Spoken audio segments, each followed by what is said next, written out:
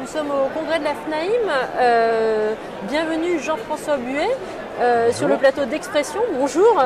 Vous êtes le directeur de l'agence Buet Immobilier, bien évidemment, mais aussi président d'Abélis. Est-ce que vous pouvez nous présenter un petit peu Abélis, son histoire et ses missions pour le présenter aux personnes qui nous écoutent? Bien sûr, alors Abélis, c'est la filiale d'Action Logement pour la Bourgogne. En fait, Action Logement est le premier bailleur social de France, puisqu'aujourd'hui, sur près de 5 millions de logements sociaux en France, Abélis en gère 1 million. Abélis, l'histoire, Action Logement en gère 1 million et Abélis est la filiale bourguignonne.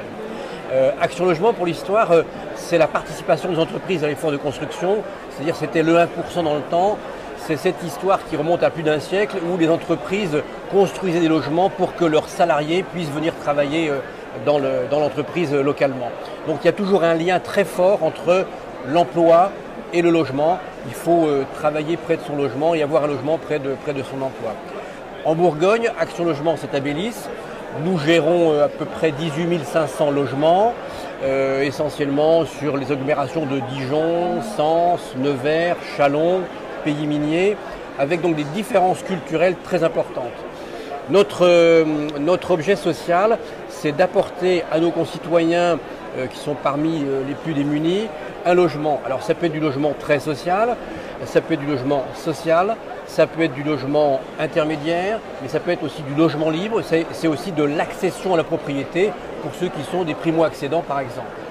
Et donc on fait du logement qui a une connotation de social, avec des fonds qui sont quand même des fonds privés, puisque ce sont au départ les fonds des entreprises, mais nous devons rendre des comptes au pouvoir public, c'est-à-dire siègent dans le conseil d'administration les représentants de la métropole, des élus. Nous avons des liens directement avec la préfecture pour avoir des agréments et des aides pour construire les logements que nous devons produire. Et nous, étant le premier bailleur social localement, mais aussi nationalement, nous avons des obligations et nous devons être également innovants dans les projets que nous élaborons. D'accord. Et vous êtes un habitué du congrès de la FNAIM, vous avez été un ancien président de la FNAIM. Votre présence ici, quelle synergie est-ce que vous venez chercher dans ce genre de rendez-vous? Eh bien écoutez, on est dans un monde où on oppose les genres. Moi je suis adhérent de la fédération depuis plus de 30 ans. J'ai été vice-président, président, etc. J'adore mon syndicat et la première chose quand je viens maintenant ici, c'est de rencontrer mes confrères. De rencontrer des confrères qui m'ont accueilli partout dans les régions, en France, de voir les gens qui ont différents métiers, ceux qui font de la copro, qui font du fonds de commerce, qui font de la transaction, de la gestion, les évolutions, les tendances, le marché, tout ça est un vivier extrêmement fort et donc c'est toujours passionnant de se rappeler d'où on vient pour voir où on va. Et je crois que le fait de venir avec une étiquette de président d'un bailleur dit social, c'est aussi pour montrer que tout ça, c'est une cohérence. C'est-à-dire que ce n'est pas parce qu'on est agent immobilier dans le secteur privé qu'on ne fait pas de social. Quand on fait du subventionnement ANA, on fait du social. Quand on loue des logements en Pinel, on fait quelque part du social. Et quand on construit des immeubles pour les vendre à des primo-accédants en étant Abélis, on fait du privé. Donc, encore une fois, c'est éviter d'opposer les genres pour comprendre les choses, mais plutôt rentrer. Nous sommes dans des mondes complexes. Et pour bien comprendre les choses, il faut écouter, regarder, et il ne faut pas arriver avec des idées reçues sur ces domaines d'activité qui peut-être sont concurrents, mais on est tous concurrents les uns des autres. Ça ne nous empêche pas d'être confrères. Bien sûr. Et alors justement, vous avez à cœur, vous l'avez souligné plusieurs fois, l'aspect social, l'aspect d'entraide. Vous avez une actualité assez riche puisque j'ai lu qu'entre septembre et novembre, vous avez développé 2 chantiers à destination de jeunes pour les accompagner, les former et favoriser leur insertion socio-professionnelle. Par ailleurs, vous défendez aussi une vision locale et globale du logement qui n'oppose pas le libre et le social, le privé et le public, c'est ce que vous dites. Pouvez-vous nous en dire plus justement sur cette philosophie et peut-être nous détailler vos projets en cours? Alors écoutez, de toute façon, les jeunes sont les actifs de demain. Si nous ne prenons pas cela en considération, si nous ne nous occupons pas assez des jeunes, on sera responsable du monde de demain. Donc c'est la raison pour laquelle j'ai toujours mis beaucoup d'énergie sur la formation des jeunes. En créant l'école supérieure de l'immobilier il y a une vingtaine d'années, en participant il y a presque 30 ans à la construction du BTS immobilier, des professions immobilières, en mettant en place des licences professionnelles avec des partenariats dans des universités aux quatre coins de la France, parce que c'est la richesse. Il faut se souvenir qu'il y a 30 ans, dans l'immobilier, comme on aime à le dire, moi, je trouve que c'est pas le bon terme. Quand on dit immobilier, on fait à la fois référence à une nébuleuse et quelque chose qui tourne autour de l'argent. Alors que si on parle du logement de nos concitoyens, on est plus près de la vérité.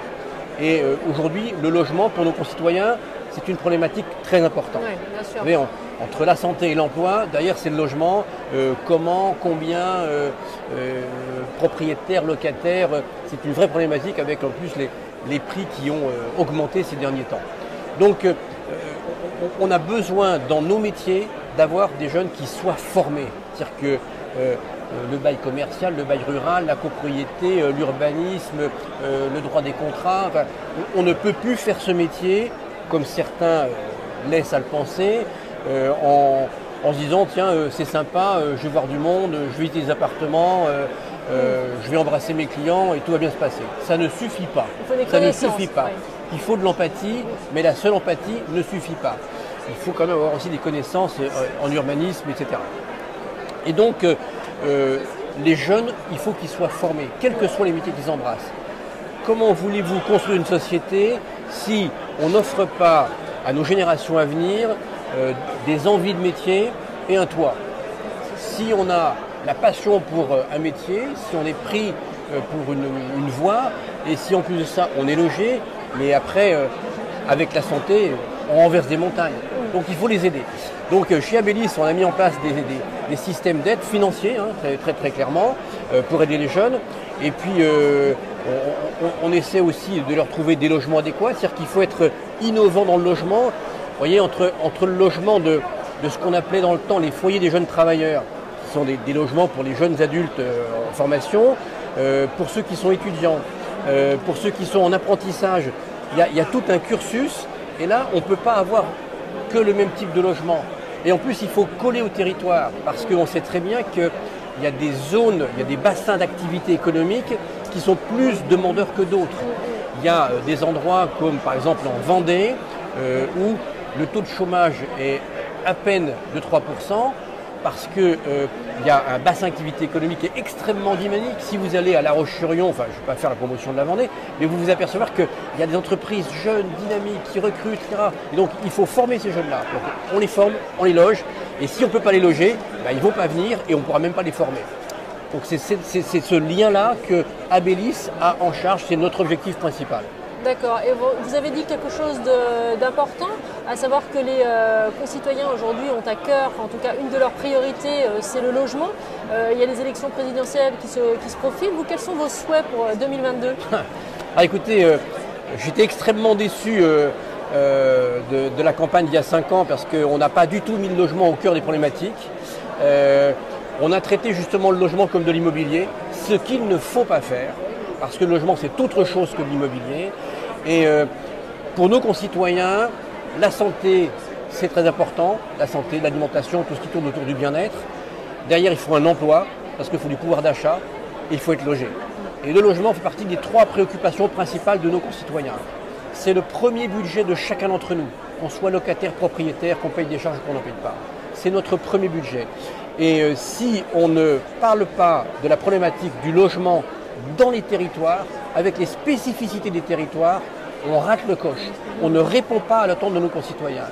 Et moi j'aimerais que nos candidats à la présidentielle, de quelque bord qu'ils soient, nous donnent leur vraie vision du logement. Et c'est une vision réductrice. Est-ce que c'est une vision du logement public, tout social, privé, libre? Comment est-ce qu'on fait? Est-ce qu'on densifie? Est-ce qu'on raréfie? Est-ce qu'on arrête de construire artificialisation des sols? Est-ce qu'on fait de la copropriété? Est-ce qu'on est pour ou contre la maison individuelle? Sans citer des petites phrases qui ont fait mal récemment. C'est-à-dire qu'il faut une vraie vision.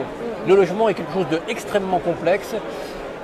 la plupart des parlementaires que j'ai rencontrés, que ce soit des députés ou des sénateurs, parlaient du logement en le connaissant finalement assez mal, en ne connaissant pas les chiffres du logement, les vraies données, les pourcentages de logements en primo-accession, les pourcentages de gens qui sont locataires, et les besoins. On a le logement finalement, si on prend un bassin d'activité économique, on va voir le nombre d'habitants qu'il y a, le nombre de logements qu'on a aujourd'hui, on connaît les flux migratoires, on connaît l'évolution démographique, on sait qu'un jeune de 10 ans, dans 10 ans, il aura 20 ans, il aura besoin d'un logement. Il y a des choses comme ça qu'on retrouve, il y a des études qui sont faites par l'INSEE, sans tomber dans des études exceptionnelles, où il y a une logique extrême. Donc, souvent, on parle du logement en regardant les choses par le petit bout de la lorgnette et pas par une vision macro et locale. Merci beaucoup de votre présence sur le plateau d'Expression. Merci, bonne continuation au sein du congrès de la FNAIM. À bientôt. À bientôt. Merci. Au revoir.